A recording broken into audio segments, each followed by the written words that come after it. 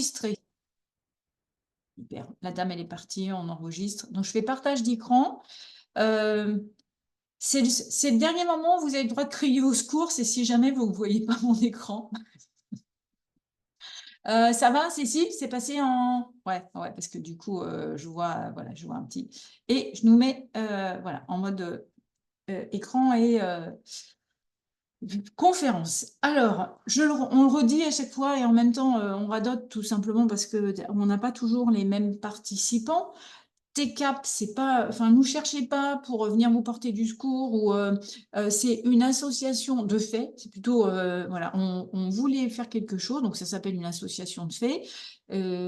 C'est gracieux et c'est voilà un petit travail qu'on fait à trois avec Romuald Cécile, puis plus si affinité, c'est-à-dire de temps en temps on fait intervenir certaines personnes et ce sera le cas encore le semestre prochain.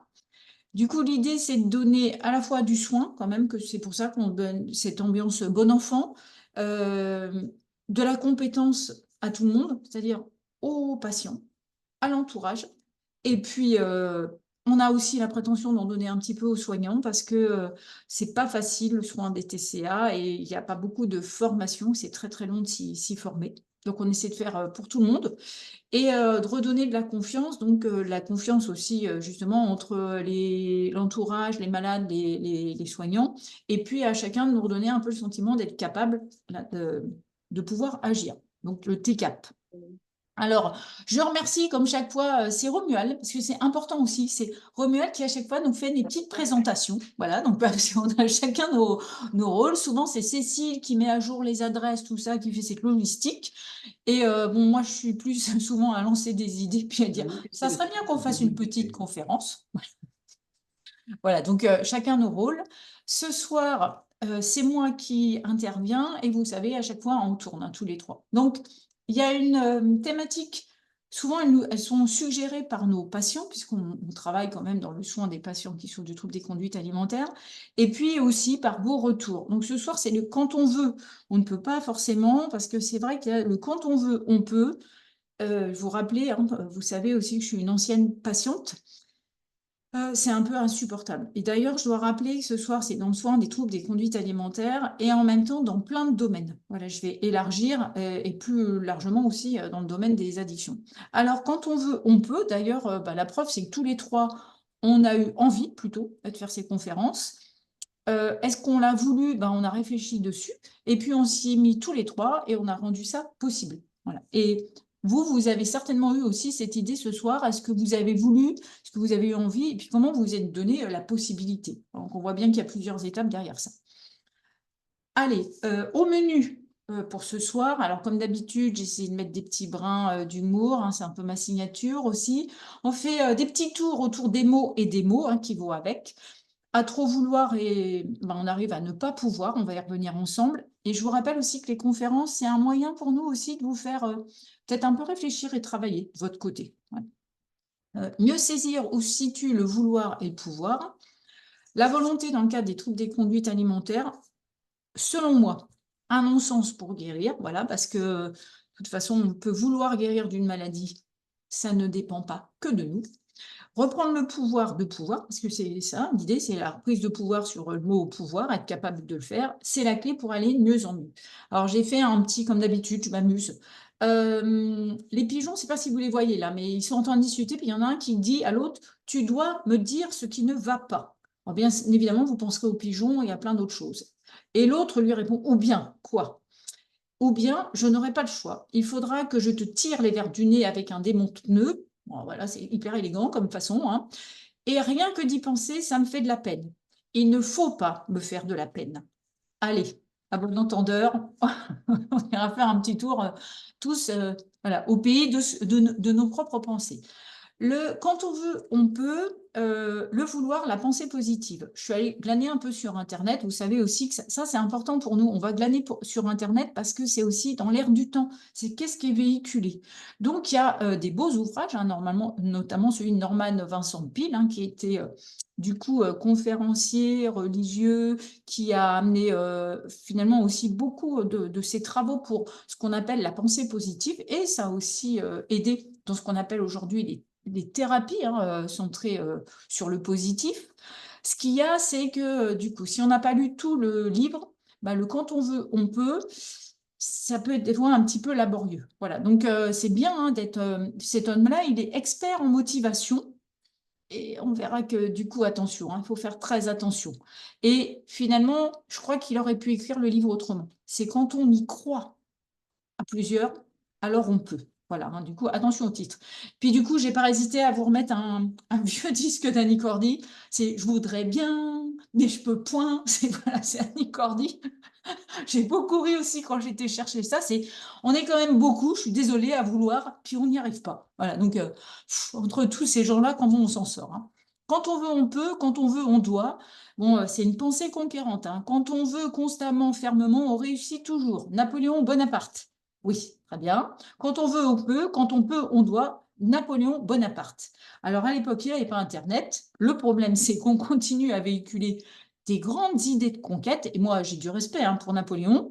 Ce qu'il y a, c'est qu'aujourd'hui, sur Internet, on continue à trouver tout ça, c'est un peu déconnecté du contexte aussi, et on trouve des petits items partout comme ça. Ma volonté est une force que je peux contrôler. Alors là, je vous avoue que j'ai un peu ri quand j'ai vu ça, parce que vous relirez plusieurs fois ce propos. Ma volonté est une force que je peux contrôler, donc c'est je contrôle par-dessus le contrôle. Voilà, donc c'est vrai qu'au milieu de tout ça, on doit vraiment pouvoir vouloir. Alors, quand on veut, c'est le verbe vouloir. Je rappelle des petites choses, c'est le cerveau logique. Donc, on va y revenir tout à l'heure. Vouloir, ça sonne avec désirer, souhaiter, hein, ça dépend, hein, c'est un petit peu différent. Appliquer sa volonté, décider, choisir. Voilà, donc, et on sait que dans le cas notamment des troubles des conduites alimentaires, le décider, le choix, pas si simple. Mais ça rime aussi avec des choses à connotation moins sympathique. On a sans vouloir, il y a le sans le vouloir, donc par inadvertance, et puis il y a tu l'auras voulu, hein, c'est bien fait pour toi. J'ai fait exprès de mettre cette citation parce que ça ressort régulièrement quand même chez les patients qui souffrent de troubles des conduites alimentaires ou d'addiction, sous prétexte que peut-être on a voulu faire un petit régime et qu'on a dérapé, eh ben c'est de notre faute, donc bien fait pour nous, donc c'est normal qu'on ne s'en sorte pas. Voilà, c'est... Donc derrière, il y a aussi une question dans le vouloir de responsabilité et de réflexion, et malheureusement aussi souvent dans sans le vouloir, tu l'auras voulu, une question de faute. On n'entre pas dans une maladie, c'est pas une faute une maladie, hein, je vous le rappelle. Derrière, on a aussi, et j'ai voulu nous le rappeler, plein de styles thérapeutiques. Donc ça va de la thérapie cognitive et comportementale, et ce qu'on appelle les TCC. C'est pas mon propos de ce soir, mais voilà. Donc, cognitif, comportement, la cognition, c'est vouloir. Hein.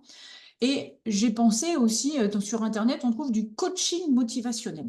Alors, j'ai absolument rien, j'ai plein de collègues hein, qui font de la TCC, du coaching motivationnel, rien contre ça. Par contre, c'est dans les mots, effectivement, ça sous-entend d'office que on va vous apprendre à vouloir encore plus. Voilà, du coup, les mots sont un peu traîtres. C'est pas tout à fait ce que ça veut dire, mais à réfléchir. Ensuite, je vais aller chercher, c'est quoi la volonté? Eh bien, toujours pareil, c'est le cerveau logique, on va y revenir. C'est de la détermination, c'est de l'endurance, c'est de la pugnacité, c'est de l'engagement, c'est faire preuve de volonté à faire quelque chose. Donc, vous réfléchirez hein, aussi avec quoi ça consonne pour vous. Mais ça sonne aussi avec manque de volonté, une volonté de faire. Tu n'as pas de volonté, feu à volonté. Vous voyez, il n'y a pas que des trucs très sympas quand même derrière volonté, hein, parce que la volonté, ça peut aussi amener à des choses assez terribles. Et puis, ça peut peut-être rimer aussi avec entêtement et rigidité. Et là, effectivement, on reproche quand même souvent aux patients qui souffrent de TCA d'avoir un manque de volonté et en même temps d'être entêté et rigide. Il va falloir qu'on réfléchisse. Hein. Allez, on peut, c'est quoi? C'est pouvoir. C'est le cerveau un peu moins logique, un peu plus biologique. Voilà, c'est le cerveau des capacités. fera un petit tour sur le cerveau. Donc là, ça sous-tend être compétent, être capable, je suis cap, pouvoir réussir, avoir du potentiel à agir. Ce qu'il y a, c'est que derrière ce mot, qui est plutôt, vous le comprenez déjà, à mes mots et au ton de ma voix, plus sain pour pouvoir aller vers une guérison, il y a quand même souvent, et c'est la même chose en apprentissage, peut mieux faire. Et puis, il y a souvent revenu, tu n'es pas capable, même pas cap. Donc, c'est attention. Je n'ai pas mis des petites choses plus assassines du genre t'es nul ou des petites choses comme ça. Évidemment, ça, on les a oubliées. Derrière pouvoir, il y a quoi comme type de thérapie? Thérapie centrée compétences et thérapie dite type aussi, c'est la thérapie interpersonnelle. D'ailleurs, j'ai oublié un 2 LE, c'est pas très grave, c'est pas cours de français ce soir. Les thérapies qui sont centrées compétences sur les compétences et interpersonnelles, donc la thérapie relationnelle, celles-là, elles vont davantage développer le pouvoir ensemble. Je ne suis pas en train de faire la publicité pour tel ou tel type de thérapie, mais je parle simplement des mots, comment ça consomme. Et aujourd'hui, et c'est pas très vieux, on commence à parler de thérapie dite informée, basée ou centrée sur l'attachement. Où là, on s'est aperçu que ce qui est vraiment important, et d'ailleurs les thérapies humanistes le disaient déjà, le pouvoir, c'est en étant ensemble et ça se travaille à travers la relation. Donc vous me voyez arriver avec mes gros sabots, je vais revenir sur les troubles des conduites alimentaires et comment on apprend ensemble à pouvoir tout en étant en relation. Alors, pouvoir, ça rime aussi avec possibilité et capacité. C'est ce qu'on appelle le cerveau plus bas, hein, le reptilien. Je vous amènerai tout à l'heure faire un petit tour. Ça sous-tend aussi le corps. Est-ce que je suis capable ou pas de courir un sprint? Alors moi, non. Je réponds très simplement. Et en même temps, il y a des gens qui vont développer cette capacité. Et jusqu'à un certain point, on ne sera pas tous capables de le faire. Ça parle aussi de système nerveux dit autonome. Pourquoi je mets aussi ces mots-là? Parce qu'à l'heure actuelle, il y a une grande demande, alors pas que sur les réseaux sociaux, mais on véhicule plein de types de thérapeutiques, alors toutes plus formidables les unes que les autres. Il n'y en a pas une magique. Voilà, c'est surtout d'être éclairé sur le sujet. Et il y a surtout des praticiens qui savent faire. La capacité et la possibilité, c'est censé nous emmener vers l'autonomie, des aptitudes, mais en même temps aussi, ça demande parfois des efforts, et c'est moins sympa, de l'entraînement, je préfère ce mot-là. Ça demande de faire des essais, des erreurs pour aller vers la réussite. Et puis, petit à petit aussi, voilà, ça demande aussi de faire cas de notre propre patrimoine génétique parce qu'on n'est pas tous capables de tout. Donc, ça veut dire qu'il y a mes propres capacités et celles dont j'ai hérité. Derrière possibilité et capacité, il y a je peux et j'y crois. Voilà, je vais être capable de le faire, j'y crois vraiment, c'est pas je veux, mais j'y crois. Chiche, j'y vais, je suis cap, et je voudrais vous emmener à ça aussi, c'est que derrière le pouvoir, il y a l'idée aussi d'y aller avec enthousiasme. Voilà, c'est être motivé, mais pas seulement que motivé parce qu'au bout, tu vas gagner, je sais pas moi, une tringle à rideau ou un paquet de carottes, hein. C'est pas ça du tout, ou que tu vas perdre 10 kilos. L'idée, c'est on va être aussi motivé, on va être enthousiaste parce qu'on va le faire ensemble, on va travailler en équipe et puis on va y trouver du réconfort et du partage. C'est vrai, c'est comme ça qu'on développe les capacités et qu'ensuite on peut les régénérer au fil de notre vie avec ce réconfort et cet enthousiasme. Alors, maintenant, je vous laisserai penser sur tous ces mots, hein. Voilà, vous verrez un peu comment vous les positionnez. J'entre un petit peu plus dans le pouvoir et vouloir.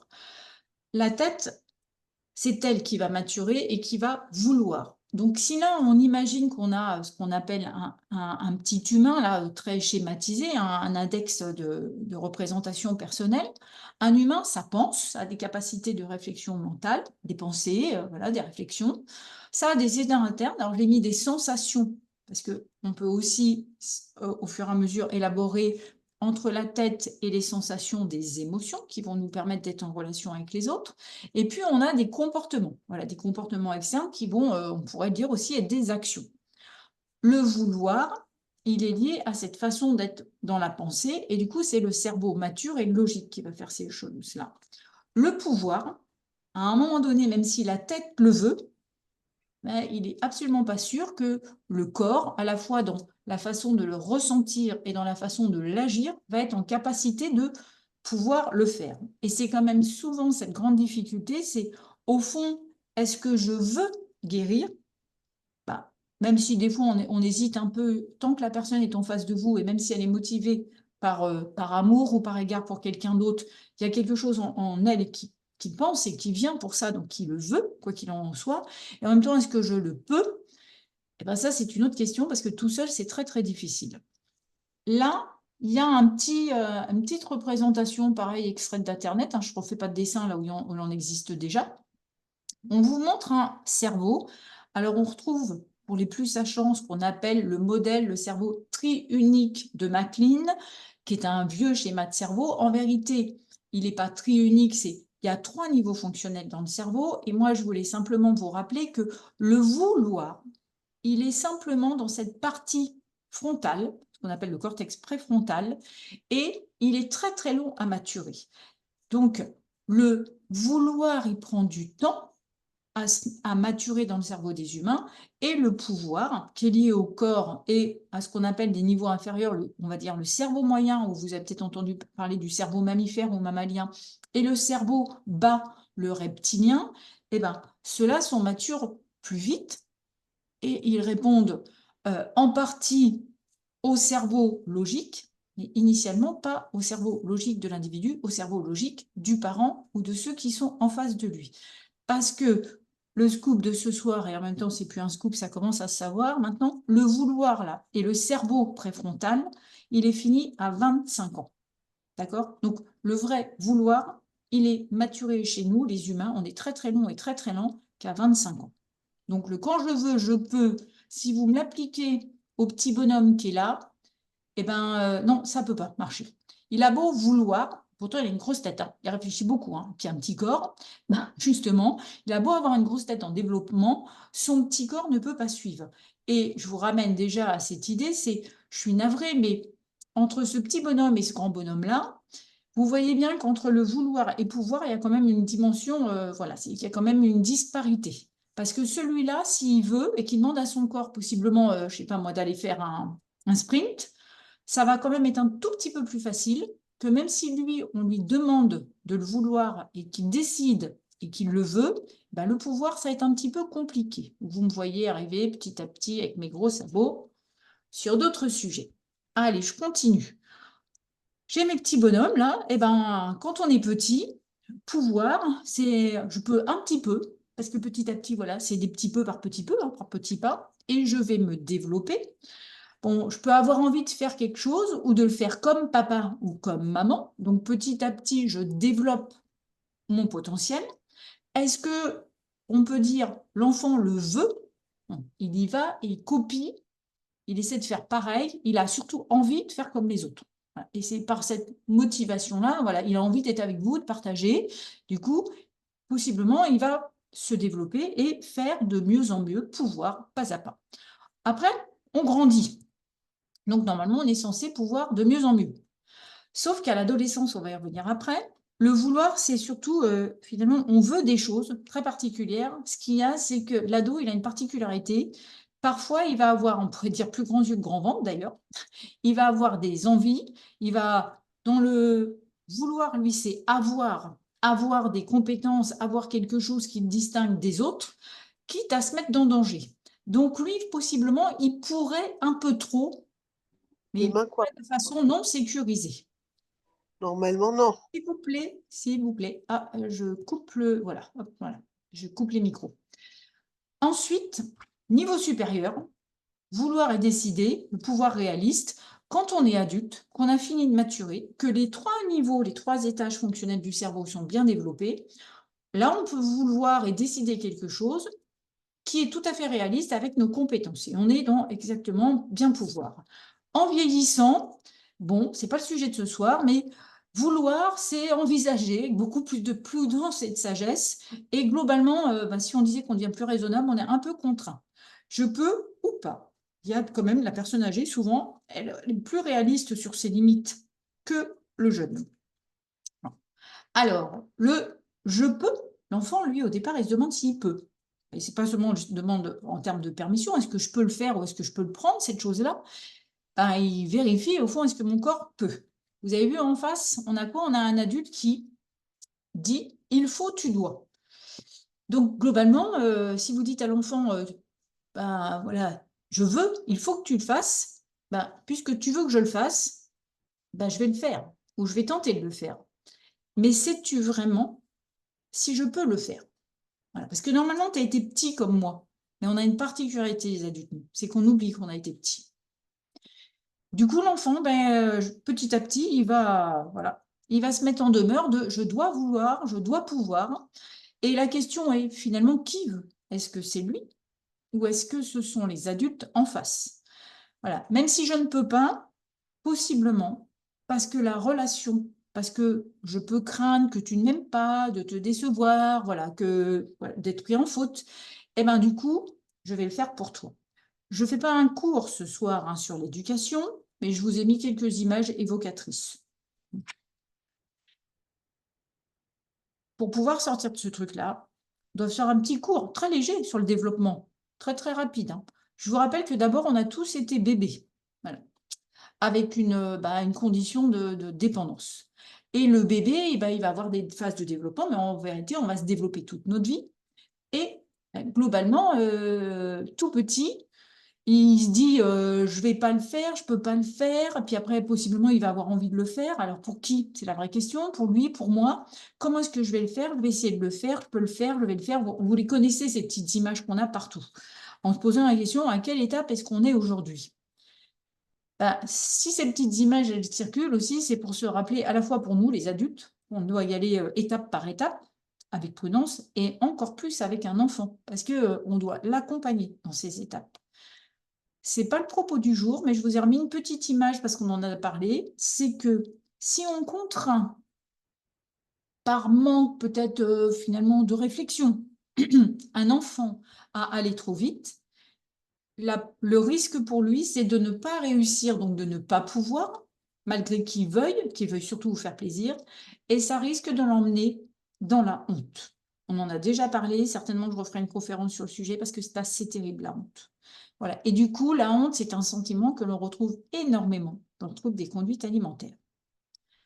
Je continue sur le développement. On retrouve une autre image hein, sur le cerveau, celle-là un peu plus colorée, mais qui dit à peu près les mêmes choses. Et je vous rappelle, j'ai été piquer ces images sur Papa Positive. C'est aussi une façon de vous dire, sur Internet, maintenant, on essaie de véhiculer des messages. Alors, il faut savoir faire le tri, bien évidemment, mais il y a des sites qui sont très intéressants et qui montrent, si on apprend aujourd'hui aux parents ce qu'on n'apprenait pas à une époque, c'est bien parce qu'aussi on commence à réfléchir et qu'on s'est aperçu comment ça se développait, ce cerveau. On sait que le cerveau du vouloir, le cerveau dit supérieur, il va être très très long à maturer. L'image, elle est intéressante parce qu'elle fait l'analogie qu'une maison. Ben, nous, les humains, au départ, on est plutôt dans le pouvoir qui va se construire petit à petit et le vouloir, la volonté, la capacité à décider, à être raisonnable, tout ce qu'on peut raconter hein, comme joli mot, c'est très très long. À une époque, on disait que les enfants étaient raisonnables à partir de 7 ans. Je pourrais vous expliquer maintenant pourquoi on disait ça, ce qui est en réalité assez faux. On est loin d'être en capacité de vouloir et d'être raisonnable à 7 ans. Voilà, c'est complètement faux. Pour que les enfants puissent pouvoir longtemps dans leur vie et vouloir donc plus tard, on pourrait presque dire, pas tout à fait arriver à 25 ans, mais à 25 ans, on est sûr que quand ils veulent quelque chose, voilà, c'est une décision plus réfléchie, il faut les protéger. Parce qu'un enfant, il peut vouloir par amour pour son entourage et aussi finalement pour tenter de prouver quelque chose. Le problème, c'est que vouloir trop tôt et trop fort, ça peut amener effectivement, alors l'entourage, on va dire qu'il est maltraitant, il met l'enfant en danger, il est négligent, vous me direz Angélique, c'est des mots très très forts, bah, je suis désolée, mais c'est ce qu'on appelle aujourd'hui les expériences adverses de l'enfant, et ça veut dire que nous les adultes, on avait oublié de se mettre au niveau de l'enfant, donc par certains côtés, négliger leur incapacité physique quand on fait certaines demandes, bah oui, ça s'appelle quand même de la négligence. Et vouloir trop tôt, trop fort, ben voilà, ça a des vilains mots. L'idée, là, je suis maman aussi, vous le savez, voilà, on le répète à chaque fois, c'est pas d'incriminer qui compte, c'est plutôt de se dire, attention, on doit réfléchir aujourd'hui. Donc, faire comprendre que la tête domine et nier le corps, les capacités du corps, c'est malmenant pour un enfant et surtout, bah, c'est déjà le nid aux troubles des conduites alimentaires où finalement le patient, il fait quoi? Il va négliger son corps, le soin de son corps et de ses besoins au profit de sa tête. Quand on grandit, on devient ado. Et là, bah pareil, au niveau de l'ado, vous voyez, hein, j'ai été piquée sur Internet et je vous ai mis après, vous verrez, je la passerai pas ce soir, mais pour qu'on puisse discuter tous ensemble, mais je vous ai sélectionné une toute petite vidéo très très simple, je montre après. Le cerveau de l'ado, il est long à maturer.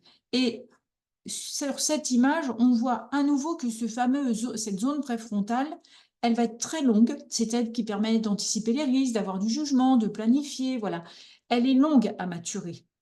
Ce qui fait que, globalement, nos ados, eh ben, quand ils vont développer notamment un trouble des conduites alimentaires, décider d'un petit régime ou prendre certaines conduites à risque, même s'ils sont plus grands que nous et même s'ils ont l'air de bien réfléchir, on doit les aider. Rappelez-vous, leur cortex préfrontal, il n'a pas fini de maturer, il y a même des gros passages de mise en danger. Donc, nous devons les aider et leur rappeler, c'est pas parce que tu veux que tu peux. C'est tout l'inverse de ce qu'on a véhiculé pendant très longtemps. Là, ce que vous voyez, le schéma, pareil, hein, comme on vous envoie, quand vous aurez la vidéo, puis à la limite, même s'il y en a qui veulent, on partage volontiers notre PDF, hein, le PowerPoint passé en PDF, c'est qu'on voit bien là que les capacités de réflexion, les capacités sociales, émotionnelles, elles ont une croissance qui n'est pas équitable. Tout ne se développe pas en même temps.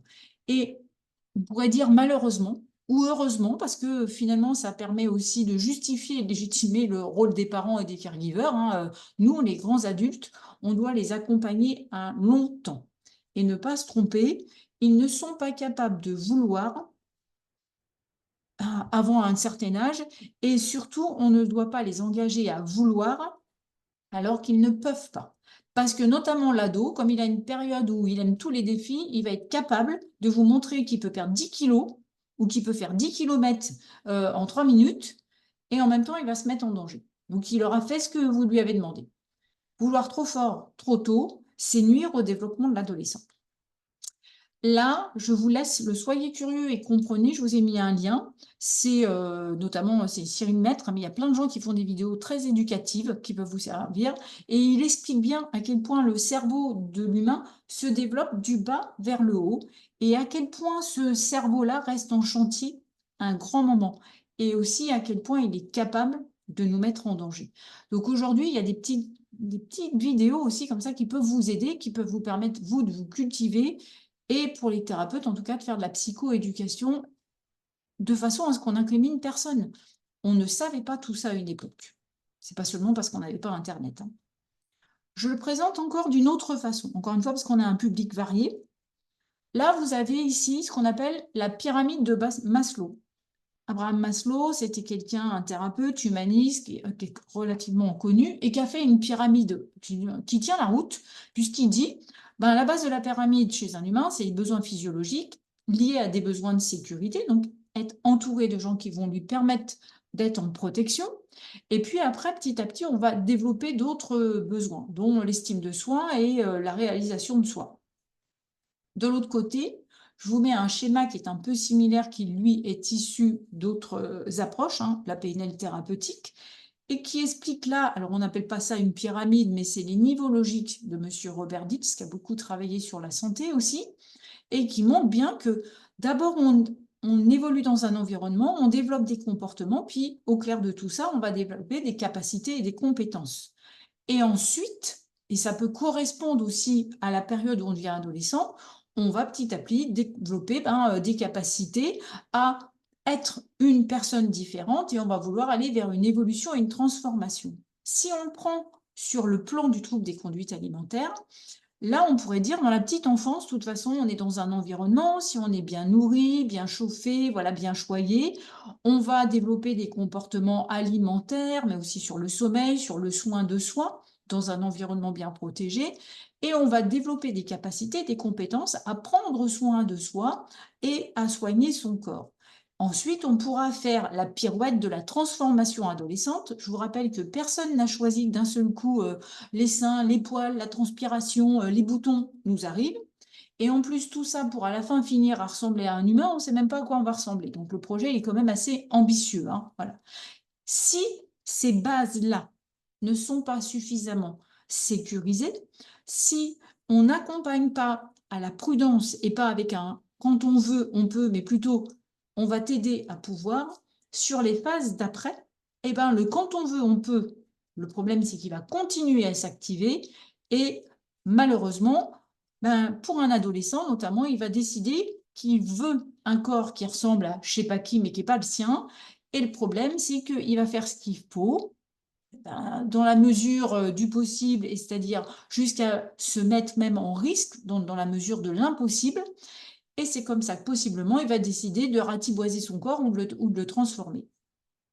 C'est surréaliste. Le problème, c'est que dans le cas des troubles des conduites alimentaires, ben, possiblement, ça va marcher. Alors, marcher un temps pour certains, et puis dans tous les cas, un plus longtemps pour d'autres, mais dans les faits, il y a quelque chose qui ne colle pas. On ne devrait pas vouloir modifier son corps pour qu'il ressemble à ce qu'il ne peut pas être.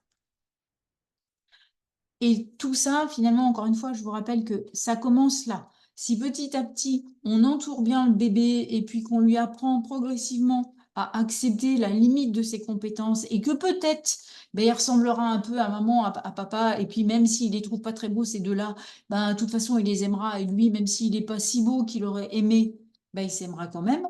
On a fait du bon travail. Vouloir, donc c'est quoi? C'est plus tard, après pouvoir, et l'intégration de l'autoprotection et de la sécurité et du prendre soin de soi, on pourra vouloir. Vouloir trop tôt, c'est extrêmement dangereux. Je fais un petit rappel, je vais très très vite parce que on avait fait une conférence sur la confiance en soi et moi j'aime bien boucler sur les sujets pour vous montrer que tout est lié. La confiance en soi, c'est quelque chose qui se développe aussi. On l'avait vu. Et ça ne s'improvise pas, puisqu'au départ, un bébé, il n'a pas confiance. D'ailleurs, il a confiance en personne, ou plutôt, il a confiance en ceux qui prennent soin de lui. Il est bien contraint d'avoir confiance en eux. On avait vu que finalement, cette confiance en soi, elle se développe petit à petit, parce que les parents vont prendre soin, vont accompagner, va se développer.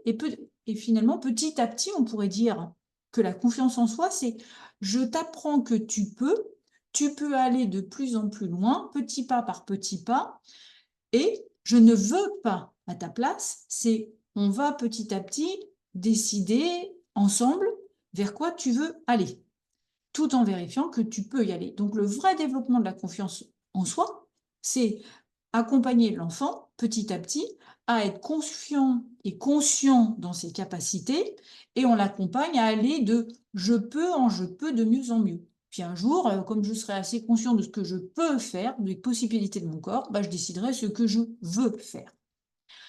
Du coup, la confiance en soi, je le redis ça se renforce et ça se détériore, ça on l'avait dit, ça se renouvelle. Et là, j'ai rajouté, voilà, j'ai repris un peu mes diapos en vous remettant, c'est ça se détériore, trop vouloir, surpouvoir, ça va dégrader. Ça n'est pas de la confiance en soi, ça va créer parfois, parce que moi j'entends de mes patients, j'aime bien me challenger, puis en même temps, il ne faut pas s'écouter Angélique, et puis dans la vie, il faut y aller. Oui, il faut y aller où, j'en sais rien, mais le fait est que de toute façon, pour y aller, c'est d'abord le corps qui décide. Donc, d'abord pouvoir avant de vouloir. Tout ça, finalement, qui le génère? Bah, c'est nous tous les adultes. Donc, vouloir avant de pouvoir, ça détruit la confiance en soi. Possiblement, d'ailleurs, ça va détruire la confiance en l'autre. Et ça engendre quoi?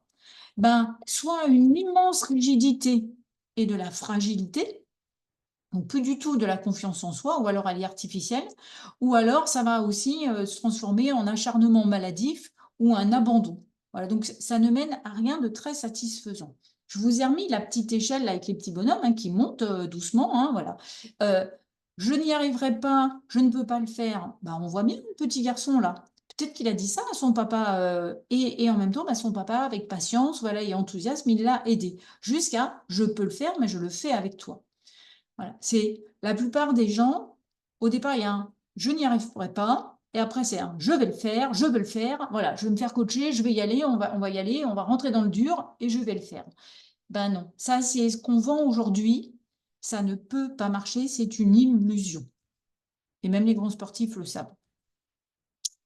Je remets mes deux petits supports d'avant, montrer que ben voilà, comment on va gravir les niveaux, du niveau au départ de type 1 où on développe ce qu'on appelle les bases de la physiologie, de la sécurité et du développement de son corps en prenant soin, en faisant attention à un juste équilibre, Petit à petit, si tu m'aides et que tu me tends la main, bah, comme la petite fille, je vais monter au niveau du dessus. Je vais avancer et petit à petit, ben, parce que tout ça se fait avec beaucoup de régulation, je suis au clair sur mes capacités et tu continues à m'aider à être au clair sur ce qui m'aide, ce qui m'est possible, ce qui m'est pas possible. Et toi, parent, pareil, tu es assez lucide sur ce que tu peux faire ou tu ne peux pas faire. Eh ben, petit à petit, corps bien régulé, on va avancer petit à petit sur nos capacités et on pourra vouloir en conscience de nos capacités. Pareil pour les thérapeutes et les personnes qui vous accompagnent, je remets ce qu'on appelle ici la fenêtre de tolérance. L'idée, c'est aussi de se rappeler, c'est pas la fenêtre de tolérance, c'est pas qu'un outil pour les thérapeutes, c'est aussi comment nous, les uns et les autres, on évolue dans notre vie en étant aptes à rester dans notre fenêtre de tolérance, c'est-à-dire en n'ayant pas ni trop peur, ni une espèce de désengagement. Je ferai l'analogie voilà, de la fenêtre de tolérance aussi, qui est utilisée maintenant très très régulièrement. On a beaucoup progressé sur le soin avec cette dimension-là. C'est ce qu'on appelait peut-être dans certaines approches aussi la zone de confort. Et que parfois, pour progresser, il est nécessaire de sortir de sa zone de confort. Eh ben, c'est comme dans l'histoire de la fenêtre de tolérance, un petit peu. Un petit peu parce que sortir de son soi-disant confort pour se mettre en danger, ça n'est absolument pas intéressant. C'est de temps en temps aller faire un petit pas dans un quelque chose d'un peu moins confortable, mais en étant lucide sur ses compétences et en étant lucide sur qui va pouvoir nous aider, là, je suis d'accord pour qu'on sorte de nos zones de confort. Le TCA, je voulais avancer sur quelques derniers points. Le TCA, ça rime beaucoup avec impuissance. L'impuissance, ça mène à la détresse, au désespoir. L'impuissance, ça rime avec quoi? C'est ne pas être capable. Être impuissant, c'est pas ne pas faire preuve de volonté. Justement, l'impuissance, c'est j'ai trop voulu et je n'ai pas pu. Je vous rappelle, vous pourrez chercher sur Internet et puis lire, hein, notamment sur des sites comme Papa Positive ou autres, hein, sur le développement de l'enfant. L'impuissance apprise. Quand le découragement entrave la réussite des enfants, ou comment le surmonter? Ben oui, à vouloir trop faire trop vite, on est capable de décourager l'enfant et de façon répétée, on va l'emmener vers l'impuissance. Alors après, on pourra toujours dire qu'il n'y arrive pas et qu'on a des patients qui ne veulent pas avancer, mais si on leur apprend l'impuissance très tôt, il est évident que ça va être difficile d'avancer plus tard. Le TCA, c'est aussi la culpabilité. Pourquoi je passe aussi rapidement sur ces mots? C'est parce qu'on avait déjà travaillé dessus sur d'autres conférences, donc vous pourrez vous y référer. La culpabilité, c'est de la colère contre soi, de ne pas réussir à avancer. Donc, un petit peu peut-être comme les adultes, hein, très impatients d'une époque. Parce que finalement, on ne mangeait pas assez vite, on ne faisait pas assez bien, on ne grandissait pas assez vite, parce qu'ils voulaient qu'on aille plus vite, mais nous, on ne pouvait pas aller plus vite. La culpabilité, comme l'impuissance, finalement, c'est des boucles qu'on crée aussi, pareil. Ben, parce qu'on veut aller trop vite. Je veux, mais je ne peux pas et je n'en peux plus. Tu veux et je ne peux pas et tu n'en peux plus. Du coup, j'ai peur de la rupture du lien. Alors, j'accepte que c'est de ma faute, que je n'y arrive pas. Je ne vais pas te critiquer et c'est moi qui suis incapable. Bien évidemment, ma tournure, elle est un peu hypnotique, mais vous verrez, on est dans des boucles, dans des schémas où on se coince. Voilà. Et la culpabilité, ça peut mener à la honte. Je te déçois et du coup, voilà, je veux me cacher, je veux disparaître parce que je te fais honte ou je te déçois. Dans le trouble des conduites alimentaires, si on dit à la personne fait preuve de volonté, de toute façon, on est 100% sûr que ça va être un échec. Donc, c'est formidable, on est juste en train de lui dire, donc, tu me déçois, et je vais avoir honte, ou toi, tu vas encore davantage avoir honte. Donc, il faut absolument qu'on sorte de quand on veut, on peut, il faut qu'on s'en affranchisse de ce truc-là. Je vous ai remis des illustrations parce que le TCA, il y a version minceur, maigreur, donc avec des restrictions. Et je l'ai mis aussi version plus quand on prend du poids. Hein, c'est-à-dire, il y a beaucoup d'ambivalence et de dilemme. C'est si je veux guérir, alors je crois que je peux décevoir ou me décevoir avec son corps. Parce que finalement, le grand enjeu du TCA, c'est si je guéris, bah, possiblement je me déçois. Et je te déçois par rapport à ce que j'ai cru comprendre que tu voulais de moi plus petit. Et possiblement, bon, bah, quand même, maintenant, comme je veux te faire plaisir, bah, du coup, je dois guérir. Mais du coup, il y a des espèces de non-sens comme ça. Du coup, on me dit aide la volonté pour guérir. Et à un moment, tu m'as globalement dit, même si tu as cru ne pas me le dire comme ça, aide la volonté pour mincir. Voyez, on participe tous à ces ambivalences et ces illogismes. Je vous laisserai relire encore une fois plus tranquillement, hein, le contenu de la conférence. L'idée, c'est de se dire, attention, parce qu'on reproche aux patients TCA d'être ambivalents, dans notre éducation, nous sommes bourrés d'ambivalence et de non-sens. Sur le versant en surpoids, c'est pareil. Finalement, on me dit: «Il y a de la volonté pour guérir», hein, mais c'est plus fort que moi, hein, de manger. Et en même temps, pourquoi est-ce que je mange de façon parfois compulsive? C'est pas une question de volonté. Justement, aujourd'hui, on sait que c'est lié aussi à d'autres niveaux cérébraux, pas seulement que ceux qu'on a vus tout à l'heure sur l'image, c'est le cerveau bas et le système nerveux autonome. Et au fond, je mange pour m'apaiser. Le petit, comme pour le réflexe de succion, l'alimentation, ça l'apaise et ça le permet de décharger et globalement, ben, de se sentir moins activé parce qu'il sent qu'il déçoit son parent. Donc c'est un petit peu difficile aussi de guérir dans une famille où possiblement bah, j'ai eu peur de décevoir. Globalement, pour m'apaiser et les laisser tranquilles, ben, j'ai sucé mon pouce, puis j'ai mangé des bonbons, voilà, je me suis apaisée comme ça. Puis maintenant, on me dit arrête de les manger et guéris. Donc pareil, hein, vous relirez, c'est pour ça que je dis le PowerPoint, le PDF, je vais vous l'envoyer, j'ai essayé de l'élaborer un peu pour cette fois-ci, en disant attention, on est truffé de dilemmes. Alors on ne peut pas le reprocher aux patients TCA ensuite.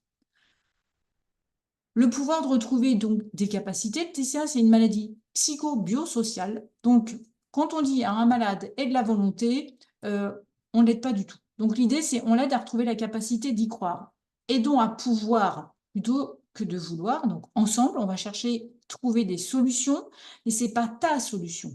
C'est les solutions qu'on va chercher ensemble, adaptées à mon niveau.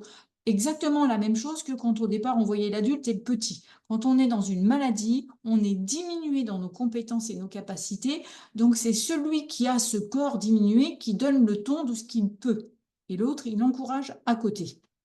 Donc, l'entourage, à nouveau, on n'est pas en train de dire que les patients TCA sont des enfants, mais on doit reprendre au stade où ils en sont et faire en sorte d'aider à développer des compétences, mais en accord avec le corps et l'âge de l'enfant quand on était enfant. Là, c'est en accord avec le corps, l'âge et le statut de la maladie actuelle. Il ne faut pas être trop présomptueux, pas trop ambitieux. Il n'y a que le patient qui peut nous définir vers quoi on peut aller de façon sécurisée. On apprend à travailler tous ensemble en posant des questions. Voilà, qu'est-ce que tu veux te donner? Qu'est-ce que tu pourrais vouloir faire et qui va être réaliste et réalisable? On va y veiller. On fait des projets, on fait des projections, on dessine des perspectives, mais on veille à ce qu'elles soient réalistes. Voilà, parce que l'idée, c'est pas de se remettre encore en devoir de faire preuve de volonté, sinon on va se remettre à nouveau en danger. Donc l'entourage, on ne peut pas vouloir pour l'autre, mais on peut vouloir que la personne guérisse. Donc je veux te garder à mes côtés, hein, vous pouvez lui dire à la personne, je veux te garder en vie. Simplement, je dois pouvoir le faire sans pressuriser, sans attendre, sans pression. Je te fais sentir que tu comptes pour moi et en même temps, je vais t'accompagner au rythme où tu peux le faire. Je ne décide pas à ta place. C'est toi voilà, qui me dis et on y va ensemble. Les derniers petits schémas, comment pouvoir alors? Eh bien là, je vous ramène à des choses qui sont connues dans l'éducation, en tout cas normalement. Comment on passe du TCA à être moi à sans TCA? Ben, avec un meilleur ami, c'est-à-dire quelqu'un qui va être informé et qui va m'aider. Alors, pas qu'informé sur le TCA, mais informé aussi sur mes capacités en fonction de mon âge, qui va m'aider à évoluer tout en restant dans ce qu'on appelle la fenêtre de tolérance, en étant dans un équilibre émotionnel et relationnel, à ton rythme. Et là, vous retrouverez ce qu'on appelle la zone de prochain développement, qui est utilisée notamment quand on forme les enfants. C'est ce que je peux faire avec de l'aide. Ensuite, ce que tu peux faire sans aide. Donc ça s'évalue avec le patient TCA. Ce que je ne peux pas faire, même si je suis aidée, et ça, c'est à respecter. L'idée, c'est surtout de ne pas emmener dans cette zone où on voudrait qu'on fasse quelque chose qui n'est pas possible. Je vous ramène enfin un petit topo que j'avais créé à une époque. C'est finalement dans le TCA et dans d'autres maladies, à force de vouloir, on arrive à quoi? Ce que moi j'appelle les 5D. Dévalorisation, démotivation, déception, découragement, désespoir. De qui? De tout le monde. Donc moi, je vous propose un antidote. J'ai fait un petit clin d'œil à la psychanalyse. Le désir, mais revisiter autrement. C'est désir, c'est-à-dire l'espoir et le développement à l'envie, des encouragements, de retrouver des zones de satisfaction partagées, de reprendre des initiatives, mais vraiment en y réfléchissant de façon à ce que ce soit protégé, et petit à petit d'aider la personne à revaloriser ses compétences et à se mettre en réussite. Voilà. Tout ça, on le fait ensemble, sécurisé, c'est-à-dire avec l'entourage et puis avec les soignants. Voilà, je vous l'ai remis en image autrement. J'aime bien les images. Quand on parle un langage, finalement, j'allais dire, quand vous parle d'un langage psychanalytique, TCC, humaniste, le cerveau logique, la théorie polyvagale, les cognitions, parce que alors ça, on embrasse des choses sur Internet. Derrière, on retrouve une base simple. C'est la base du développement et de l'apprentissage et de l'attachement. Et quel que soit notre âge, quel que soit notre milieu, quelle que soit notre culture, on apprend mieux si on nous encourage, si on respecte l'âge où on est et nos capacités, et si on le fait dans le plaisir. Ce qu'on appelle dans les attachements le caregiver, finalement, qui prend plaisir à faire ça. Donc, on retient quoi? Que vouloir, ça n'est pas pouvoir, même c'est l'inverse, qu'on peut faire ensemble. Vous allez me ranger la volonté, voilà, vous me la rangez, et puis du coup, vous allez travailler autrement, c'est avec l'envie de faire et le pouvoir. Le quand je veux, je peux, pareil, vous me le rangez, il a trop pesé. Le TCA, il s'est construit sur un excès de volonté et un abus de pouvoir de la tête sur le corps. La tête de qui? Possiblement des adultes qui ont bâti le cerveau de l'enfant et de l'ado. Donc, on arrête ça, on reprend notre copie, puis maintenant, on ne va pas s'en vouloir, hein, on va faire autrement. Je vous rappelle qu'à une époque, il y avait quand même quelqu'un qui avait parlé d'un esprit sain dans un corps sain. Donc, peut-être qu'entre-temps, on a grillé des étapes.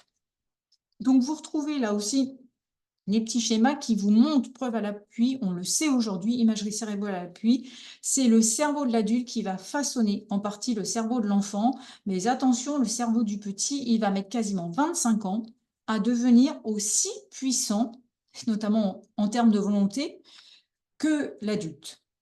Le poids de l'environnement aujourd'hui et de l'épigénétique, il est plus approuvé. On a tous des petits cerveaux qui sont modelables et c'est l'environnement qui va créer la suite. Donc aujourd'hui, je vous ai remis quelques images pareilles, vous irez creuser si vous le souhaitez, pour vous rappeler, c'est nous tous qui façonnons l'autre en face. Et sur le trouble des conduites alimentaires, on ne peut pas se satisfaire de dire c'est la société de l'image et des régimes. C'est aussi, voilà, dans notre façon d'éduquer pendant des générations, à trop vouloir, on empêche de pouvoir sereinement. Et je me permets de vous rappeler que derrière tout ça, tout ce qu'on vous transmet, c'est pas des vues de l'esprit, c'est pas nous qui avons sorti ça de notre chapeau. Que ce soit Romuald, Cécile ou moi, on travaille d'arrache-pied, on continue à se former et on essaie de rassembler au fur et à mesure tous les morceaux au profit des patients TCA. Donc, moi, je vous remets, à l'heure actuelle, il me semble important de travailler sur l'attachement. C'est pour ça qu'on propose aussi des petites formations. Sur le langage et justement éviter le poids des mots qui sont aujourd'hui, on sait, possiblement des traumatismes parce qu'un mot trop dur qui sous-tend d'ailleurs que l'enfant il n'est pas capable, ça peut quasiment le fracturer. Donc on a un vrai travail à faire derrière ça. Et un trauma, c'est pas forcément l'abus par une personne extérieure, hein. C'est aussi nous, quand on fait trop fort, trop dur. Et puis pareil, la communication, c'est très très important parce que les mots, ça se soigne aussi avec les mots. Et monsieur Boris Cyrulnik qui dit, hein, notamment les mots de la mère sont une caresse pour l'enfant. Faut-il encore que la mère, elle puisse parler avec douceur et qu'on lui ait parlé aussi, elle, avec douceur. Et puis forcément, on fait des formations sur les troubles des conduites alimentaires. Soyez curieux, s'il vous plaît.